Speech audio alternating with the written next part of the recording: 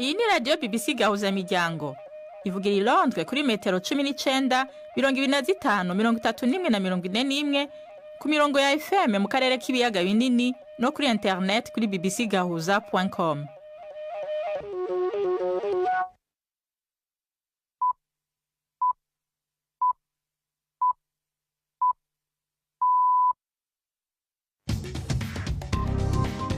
Buni saa 10 n'igice ku isaha mpuzamakungu ya GMT, isaa 12 n'igice mu Rwanda no mu Burundi, muri kumwe na Nina Iradukunda.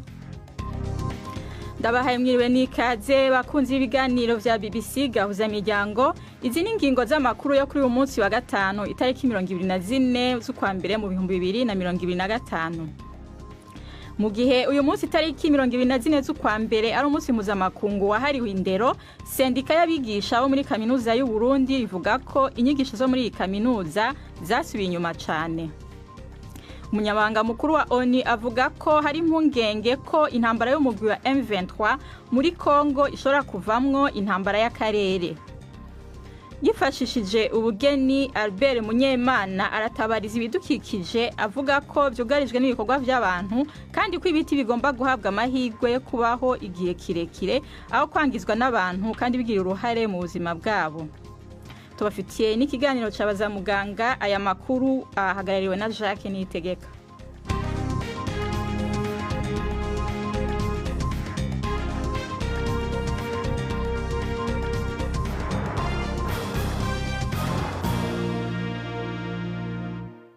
Idoni ryejo byose ni mukanya Prudence Ngiyumva aje kudushikiriza ayavuga ijya nino. Guverineri akaba n'umusirikare mu ntara ya Kivu ya ruguru mu burasirazuba bwa Repubulika ya Demokarasi ya Kongo yishwe azize ibikomere yakuye ku rugamba aho arwana n'inyeshyamba za M23. General Peter Chirimwami bivugwa ko yarasiwe Isake ejo ku wa kane mu burengerazuba bwa Goma aho ingabo za guverinoma n'abazifasha bamaze igihe barwana n'inyeshyamba. M23 iri gusingira Goma kandi iravuga ko ishaka kuhafata. Loni yatanze impuruza ko igitero kuri uyu mujyi cyagira ingaruka zikomeye ku basivile bahaba. Perezida Donald Trump yashyize umukono ku itegeko teka ryo gutangaza inyandiko zikubiyemo amakuru ajyanye n'iyishwa ry'uwahoze ari Perezida John F. Kennedy n'umuvandimwe we Robert F. Kennedy n'umuyobozi uzwi cyane kurusha abandi mu mpirimbanyi z'uburenganzira bwa kiremwamuntu Martin Luther King Jr. Ibindi ku nkuru ya Marilyn Thomas murabyumva mu ijwi rya Jean Claude Mwambutsa. Ubwicanyi butatu bwose bwakomeje kureberwa mu mboni y'ubugambanyi. Amategeko yasinywe avuga ko ibanga rikomeje kuri izi mfu ritari mu nyungu za rubanda, kwiza inyandiko zigomba guhita zishyirwa hanze nta gutinda. Ububiko bw'inyandiko z'igihugu buvuga ko mu mwaka w'ibihumbi 2022 97% by'amakuru arebana n'iyicwa rya Perezida Kennedy i Texas mu mwaka w'1963 yashyizwe ahagaragara. Trump avuga ko kuba yasinye bisobanuye ko ibintu byose bigomba kujya ahagaragara, ariko impuguke zo zigasanga ibihumbi by'inyandiko zari zikiri mu bubiko zishobora kuba nta makuru adasanzwe azirimo, cyangwa se ko haba hariho umugambi w'ubugambanyi azashyira ahagaragara. Mu ijambo rye rya mbere akoreye mu ruhame kuva Donald Trump yagaruka muri White House, Perezida w'Uburusiya Vladimir Putin yavuze ko yiteguye kujya mu biganiro byo kurangiza intambara yashoje kuri Ukraine. Perezida w'Uburusiya yavuze ko Trump ari umunyabwenge ngo ashyira mu gaciro kandi avuga ko intambara yari kwirindwa iyo atibwa nk'uko yabisobanuye amatora ya perezida muri 2020. Mu gusubiza ibyavuzwe na Putin, umunyamabanga wa perezida wa Ukraine Volodymyr Zelensky yavuze ko nta Burayi na Ukraine bitagize uruhare ibyo biganiro bidashobora kuba. Abimukira badafite ibyangombwa barenga 500 batawe muri yombi bitegura kwirukanwa bakurwa ku ngufu muri Leta Zunze Ubumwe za Amerika. Ikimenyetso cya mbere cy'isezerano Perezida Trump yakoze mu guhiga abimukira badafite ibyangombwa. Ejo nijoro ku wa kane ushinzwe itangazamakuru muri White House yavuze ko abantu 538 yasobanuye nk'abimukira b'inkozi z'ibyaha batagira ibyangombwa bafashwe Caroline Leavitt yatangaje ko abafashwe bari mu itsinda ry'amabandi yo muri Venezuela n'abantu bahamijwe ibyaha bishingiye ku gitsina. Perezida Trump yatangaje ibihe by'amategeko y'igitaraganya ku mupaka uhuza Amerika na Mexique, anategeka izindi ngabo 1,500 gushyirwayo. Aya ni amakuru ya BBC.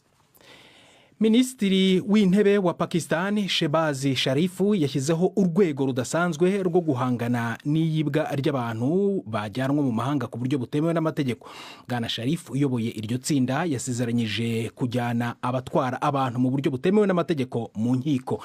Ibi bitangajwe iminsi nyuma y'uko urwego rw'iperereza mu gihugu rutangiye isuzuma mu bayobozi barwo bagera kuri 20 baregwa uruhare bakekwa kugira mu bikorwa byo kohereza abantu mu mahanga mu buryo butemewe n'amategeko.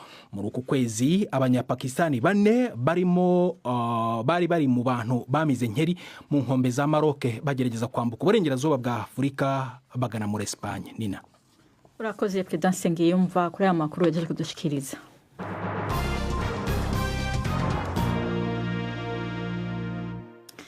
Idonido ry'aya makuru tuyahere mu Burundi.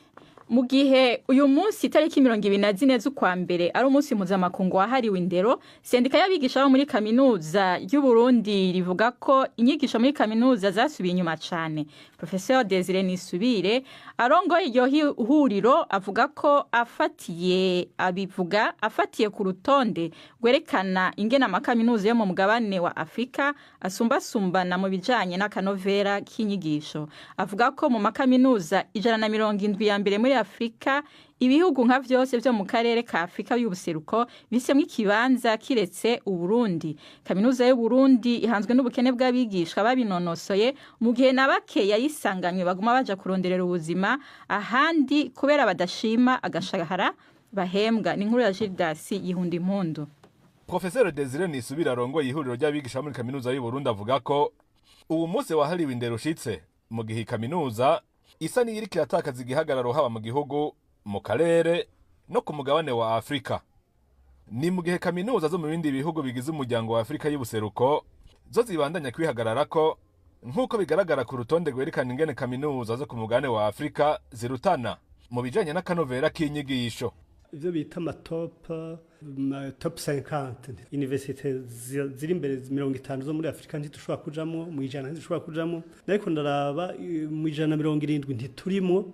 Mugabo ibihugu duhana imbibe ukabona ko mu universite 100 za mbere Tanzania ikaza, Kenya cane, u Rwanda rukazamo nago nyene, Uganda buraza, universite y'Makerere, universite y'u Rwanda iraza, hakaza universite de Dar es Salaam, Kenya haraza nka universite zitatu.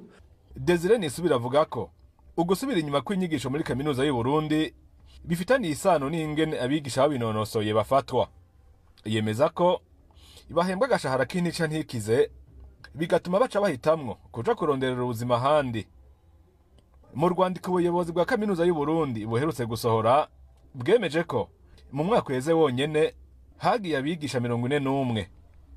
Desire Nisubira avuga ko ibi bituma nabake basigaye bakoreshwa amasaha y'umurengera. Urumva rero biragoye ingana universite cyo kuma yaguka abanyeshuri bakongerekana abarimu akagabanuka.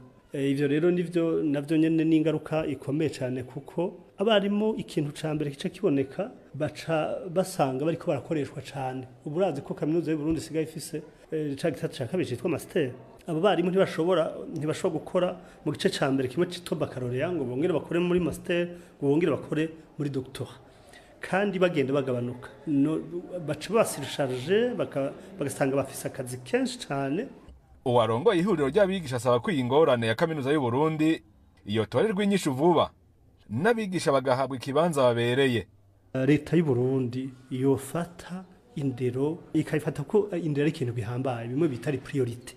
Uri kuraraba indero mu Burundi si priority. Ntushobora kuba warigishije abarimu ba kaminuza bakaguma bagenda kurondera amahera. Uwo ntushobore abarimu nagenda babwire nk'abarimu bagenda ntibashika nk'amajana 5. Dufata abarimu muri kaminuza y'u Burundi bafise urwego rwa doctor ntibashika amajana 5. None abarimu amajana 5 bo kunanira kugumya. Nico gihugu kidashobora gufata abarimu amajana 5 ukibagumye ntihagire abantu baguma batwara ntumva ko kiba gifite ibibazo bikomeye. nagerageje kurondera abijejwe mu bushikiranganje bw'indero kugira ndababaze ikiriho kirakorwa ariko sinashoboye kubaronka. Gildas Yihunda Impundu i Bujumbura. Urakoze Gildas Yihunda Impundu. Amakuru yacu yabandanyirize mu Rwanda. Yifashishije ubugeni aratabariza ibidukikije ko byugarijwe n'ibikorwa bya muntu. Umunyabugeni Albert Munyemana akora ibihangano bye mu bishitsi by'ibiti byasaruwe ariko bimaze gukura bihagije. Munyemana avuga ko ibiti bigomba guhabwa amahirwe yo kubaho igihe kirekire aho kwangizwa n'abantu kandi bigira uruhare mu buzima bwabo. Kuba akora ibihangano mu bishitsi bidahabwa agaciro, Munyemana avuga ko ari uburyo bwo kugaragaza ko igiti cyagirira akamaro abantu na nyuma y'uko gitemwa. Ni inkuru ya Jean-Claude Mwambutsa i Kigali. Iyi tete gutya hano ne bya bitwi uruhanga rw'inzovu iki ngiki wa mutonzi. Albert Munyemana umunyabugeni w'imyaka 67 ubwanwa bwinshi cyane. Nubwo akuze mu myaka agaragara nk'ugifite imbaraga n'ibigango. Mu nzu atunganyirizamo ibihangano bye aransobanurira ubwiza bw'igishyitsi kinini cyane yemeza ko gihishe ubukungu bwinshi. Uyu urebye muri ya busire iki uko giteye kwacyo urabona hano kimeze nk'ingagi, kimeze ukuntu harimo bimeze nk'umuntu, harimo inyamaswa, harimo ibyo biti. Niyo mpamvu kirebeka hamwe kikerekana bwa bwiza bw'ibidukikije. Ubuntu azagenda yitwararika igihe cyose yumva agaciro k'ibidukikije. Vuga ati ninyibangamira ntabwo cyazabaho mu buryo ubu n'ubu ngo kibashe kuduha umundi musaruro. Hirya gato hari ameza magari agizwe n'igihimba cy'igiti cy'inganzamarumbo cyarakuze cyane kugeza ubwo kiremyemo umwobo munini mu nda yacyo. Iyi miterere yacyo bamwe bashobora kubona ikigira kibi niyo Munyemana abonamo ubwiza. Urabona turi gukora amasite touristique zira parike ntoya. Urumva izo parike ntoya nk'iki gihari izi meza bazakiriraho nko muri coffee shop si byose bakicara mu bintu nyaburanga nk'ibi. Urabona ko ni ibintu bijyanye wenda bizagira nanjye hari icyo nabashije gukora noneho dukomeze gutaka igihugu cyacu n'amahoteli yacu. Munyemana avuga ko ibi byiza byashoboye kubaho kubera ko byahawe amahirwe yo kubaho igihe kirekire bidasagariwe n'ibikorwa by'abantu. Kuri Munyemana ibi bisigazwa by'ibiti henshi bidahabwa agaciro bishobora kugira akamaro ku mibereho y'abantu bityo bikongera gutunga umuntu nk'uko igiti cyari kimufitiye akamaro ubwo cyari kigifite ubuzima. Biba byongeye gutangira ubuzima bushya ahubwo natwe bikatubeshaho. Nimba ngikoze kirangaburira, aho kijya muri hoteli kizinjiza amafaranga, naho cyaba kiri muri mize giteye amabengeza abaza gusura hari kinje abakozi igihugu ubuzima bukongera cyongeye kutubeshaho mu yindi faso kubera ko kitegeze kibangamirwa. Habashije kuboneka abantu benshi bamenya kano gaciro k'ibintu ntibabibangamire, abazaba bari icyo gihe nabyo byazabafasha kubaho. Uretse uku kwegeranya ibishyitsi n'ibiti binini byashaje ahinduramo imitako atabihinduriye umwimerere, Munyemana akora n'ubundi bugeni nko gushushanya imitako yomekwa ku nkuta, ariko byose akabikora ashaka kugaragaza imibereho y'abanyarwanda bo hambere. Gendikepera rero ibindi abandi bo babuze batafitiye igitekerezo basaruye igihe kigeze nanjye subiye inyuma. Ni nko kujya ahantu haremye isoko ukabuta nyamara hari ahantu hari byaba byatakaye ukarekipera abandi wenda nimba yari nka toni ukarekiperaho byose ukavanamo burya ntiyaburamo n'ibiro 5. Nanjye nimwe buryo rero ndekipera ibindi abandi bavuga ati twegwe ibyacu turabirangije nanjye nkatangira bundi bushya. Umwihariko we ngo ni ugukusanya ibintu bidashobora kuboneka henshi kugira ngo ibinyejana bizaza bizagira amahirwe yo kumenya uko abakera babagaho. Impungenge ariko nuko kubera iterambere rigomba kubaho byanze bikunze ibiti bitagihabwa amahirwe yo kuramba, ngo si henshi hasigaye hahariwe ibyanya by'amashyamba bikomye kandi n'ibiti biterwa bikaba bitari mu bwoko bw'ibikura ngo bizabe inganzamarumbo. Jean-Claude Mwambutsa, BBC Gahuzamiryango i Kigali.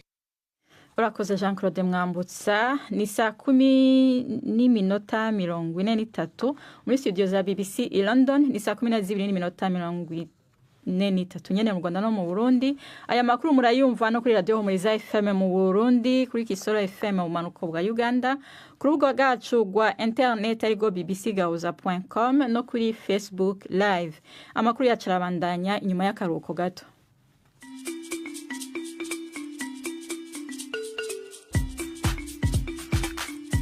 BBC Gahuzamiryango yabateguriye uburyo bwo gupakurura ibiganiro vyayo mukabibika muri telefone ngendanwa zanyu canke computer mukaza kuvyumviriza igihe cyose mubishakiye.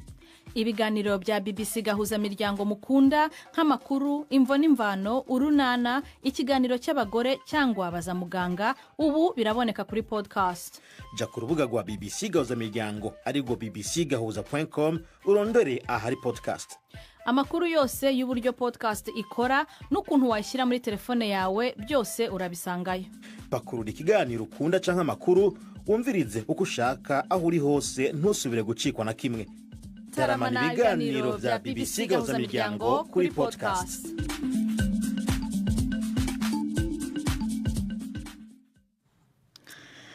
Amakuru yacu tuyabandanyirize muri Kongo. Intambara y'umugwi wa M23 muri Kongo irashobora kuvamo intambara y'akarere. Izo mpungenge zishikirizwa n'umunyamabanga mukuru wa ONU cyane cyane ko ubu hari ubwoba kw'igisagara ca Goma gishobora gutegwa inyuma ya Sake. ONU ivuga ko ubu kiri mu minwe ya M23. Ishami rya ONU riraba impunzi ku isi ya SER rivuga ko muri uku kwezi kwa mbere konyene izo ntambara zatumye abantu bihumbi 400 batizabo. HCR iragabisha ko ibintu byoroshiriza kuba akaga hamwe Goma ya uramuka itewe. Aho ni mu gihe urunani AFC rurimo M23 ruvuga ko ruri mu nzira rujayo. Ni inkuru ya Prime Ndikumagenge i Nairobi.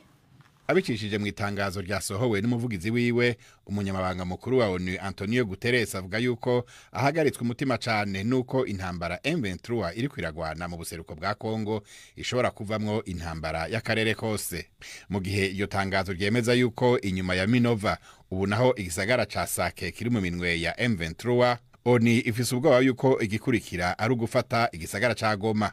Ishami rya ONU riraba impunzi HCR rifatira ngaho mu kugabisha yuko hamwe uwo murwa mukuru w'intara ya Kivu ya ruguru woterwa akaga koca karushiriza ku banyagihugu baho. Umuvugizi wa HCR Eugene Buyun atiri waraja kure afatira ku vyabaye ejo. Ejo Busharara yararashwe ko cane bituma impunzi zishwiragira kubera ubwoba bwinshi zibwirizwa guhungira Goma. Bagiye aho hose bashobora kuronka umutekano ariko benshi bagiye Goma. Ubu rero turiko turakora ubugenzuzi ku rubibe kugira ngo turabe yuko hari abantu badabukira mu bihugu bibanye. Biyu navuga yuko mu ndwi imwe gusa abateshejwe zabo aho muri izo ntara za Kivu bigwije na kabiri bagashika ku bihumbi birenga 400 kandi kubera intambara ikaze kubafasha uretse ko bigoye cyane hamwe ngo bidashoboka. La région qui a été amabarabara yose ajana mu turere twahuye n'intambara nka Sake na Minova arugaye ndetse no kubatwara imfashanyo kandi bisasu bibandanya guturika. Icatumye ibikorwa by'ubutabazi bihagarara mu duce twinshi twa Kivu ya ruguru ni y'epfo. Rero igihe cyose tworonka inzira twiteguye guca dusubira gufasha abantu. On est prêt pour aider et délivrer les assistants pour les gens. ONU ishikiriza ayo makenga mu gihe urunani Alliance Fleuve Congo rurimo M23 rwasohoye itangazo ruvuga yuko ruri mu nzira ruja Goma muco rwo rwita kubohora no kugarukana agateka k'abanyagihugu. Tugarutse ku mukuru wa ONU Antonio Guterres ahamagarira impande zose ziri muri iyo ntambara gusubira mu biganiro vya Rwanda byo gucuresha icuka kibi hagati ya Kongo n'u Rwanda kwagirizwa ko ari rwo rwinyegeje inyuma y'umuhari M23 mu gukongereza iyo ntambara mu buseruko bwa Kongo, aho narwo rwagiriza leta y'ico gihugu gufasha umuhari FDLR urwanya u Rwanda. Prime Ndikumagenge, BBC Gahuzamiryango, Nairobi. Urakoze Prime Ndikumagenge. Naho duha umwanya Ive Bucyana dushikiriza amakuru y'inkino. Imikino kuri BBC Gahuzamiryango.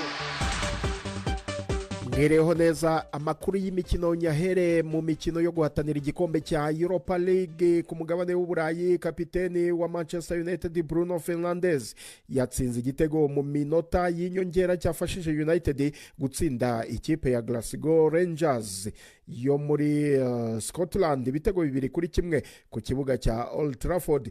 ni mu gihe abafana ba Rangers bishimiraga inota rimwe babonaga ikipe yabo igiye kuvana kwa Manchester United kuko amakipe yombi yanganyaga igitego 1-1 muri icyo gikombe. United ubu iri ku mwanya wa 4 birayisaba kuzatsinda umukino wa nyuma izakinira ku kibuga cya Steaua Bucharest muri Romania ku wa 4 w'icyumweru gitaha kugira ngo ijye muri kimwe cya 16. Tottenham nayo yatsindiye Hoffenheim ibitego 3-2 mu Budage.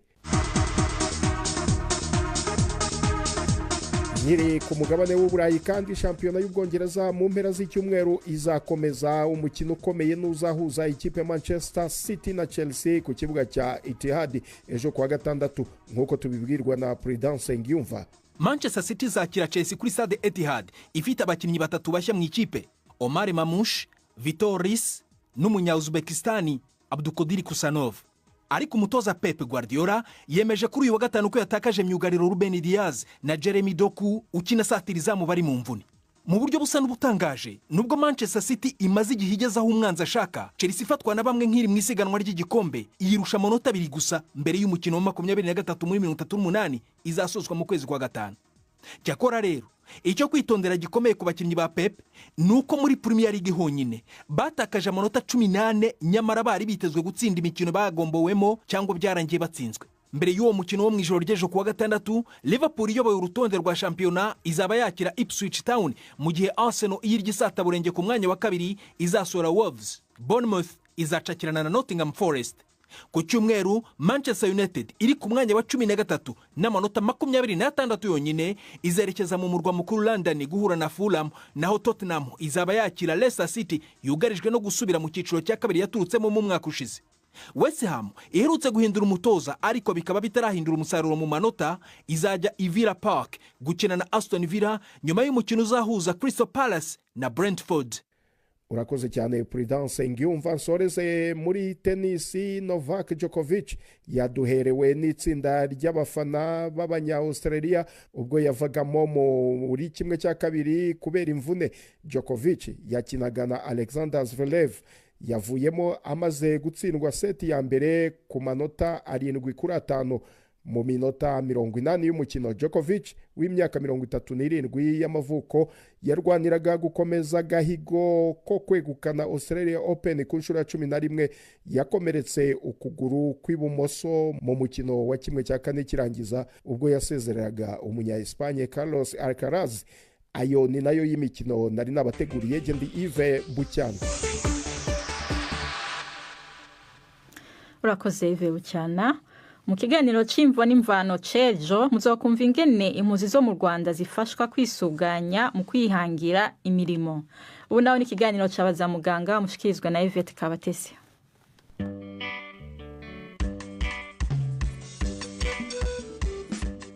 Mwiriweho neza. Eventration de la paroi abdominale ni imwe mu ngaruka zikunze gushikira abantu babazwe mu nda, zigaragazwa n'uko inyama z'imbere mu nda zishobora kwaguka kuko zitigeze zisubirana neza nyuma yo kubagwa. Biba byagenze gute rero? Turi kumwe na muganga usanzwe umenyereye ibyo kubaga, Dr Cyrille Semana. Eventration de la paroi abdominale ni uburyo inyama zo mu nda zirimo cyane cyane ubura busa n'ubusohoka bushaka kugana hanze, ariko gatwikirwa n'uruhu ahandi hose rusa n'urwasohotse ku buryo umurwayi agera akumva ibyo mu nda byaje inyuma.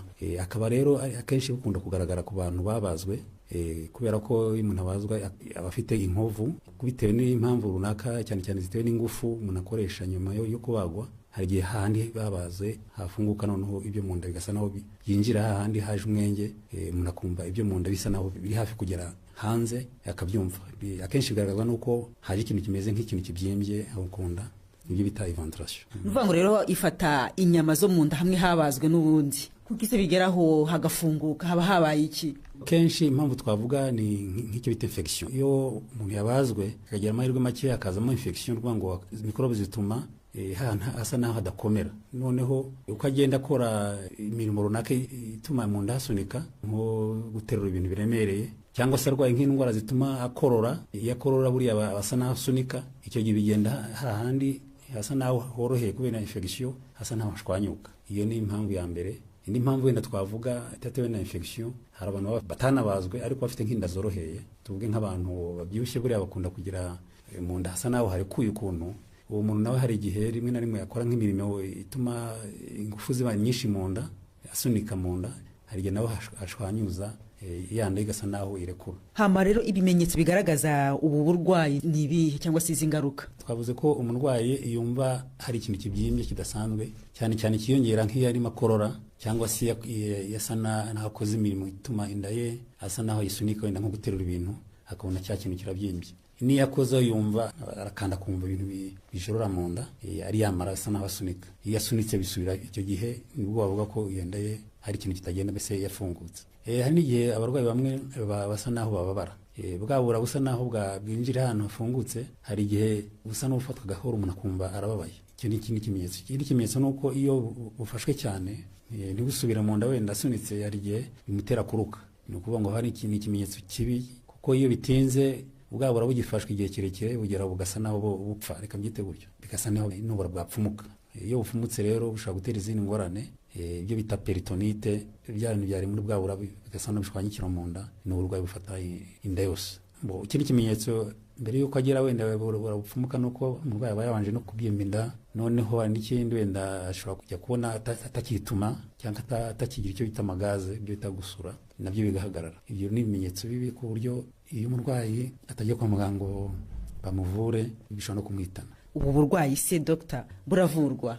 Ubwo burwayi buravurwa. Icyo gihe umurwayi yihitira kujya kwa muganga yabona bimeze gutyo. Icyo bakora ni uko barongera bakamubaga ahantu hafungutse, bakongera bakahafunga bakahadoda, reka mbyite gutyo. Ariko hari n'ubundi buryo bashobora gukoresha badafunguye, nabyo bita serioscopy, bashyizemo utwuma bacinjiza mu nda ariko bafunguye ahantu hatoya ku buryo ashobora gufunga ahantu. Ubwo ni uburyo bubiri bashobora gukoresha, bitewe na none na complication yatewe na cya kibazo. None babivura bitewe n'ibibazo umuntu afite. Niyo yagize peritonite barivura bagasa n'ahandi hashwanyutse, hanyuma bagasa naho buzinda bakanamuha ibyo antibiotique. Iyo hajemo wenda ibindi bibazo, iyo ufite occlusion, hari igihe ubura bushobora kuba bwangiritse, none igice cyangiritse ukagikata ukunga igice kizima. Ibyo ni tekinike z'abaganga.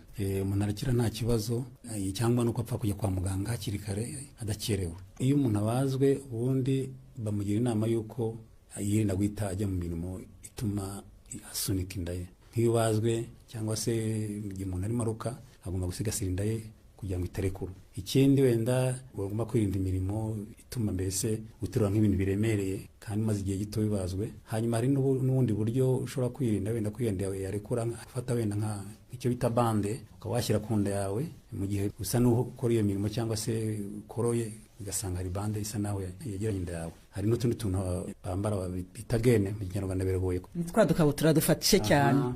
Utwo dukabutura natwo turafasha. Iyo wabazwe ukakambara bituma inda yawe izegerana ntiyaguke mu gihe urimo ukora iyo mirimo cyangwa se ukorora. Muganga Cyrille Semana watubwiraga kuri zimwe mu ngaruka zishikira abantu babazwe mu nda. Ni naha rero dusoreje, twibutse ko dukomeza kwakira ibibazo. Ikiganiro gasanduka amabaruwa 2790. Email ni bazamuganga@gmail.com. Muramuke neza. Urakoze Yvette Semana, Yvette Kabatesi na Cyrille Semana, mwariko muraganira. Kansubiza ijambo Prudence Ngiyomba agarutse muri studio.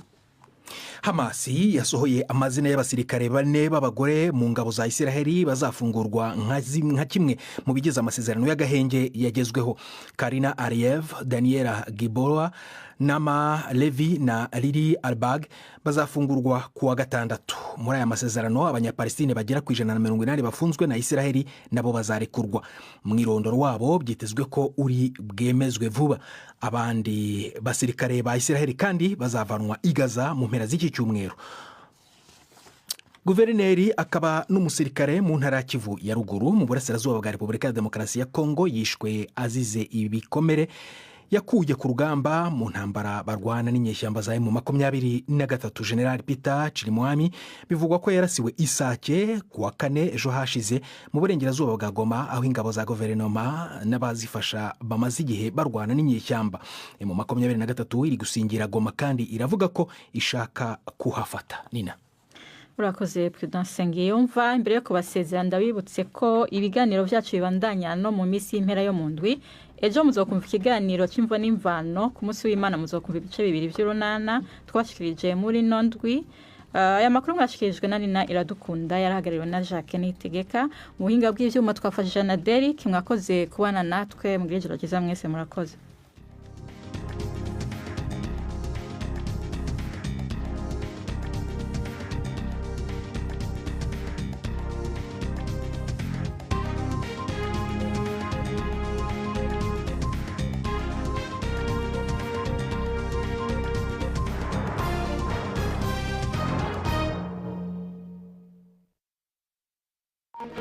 Thank you.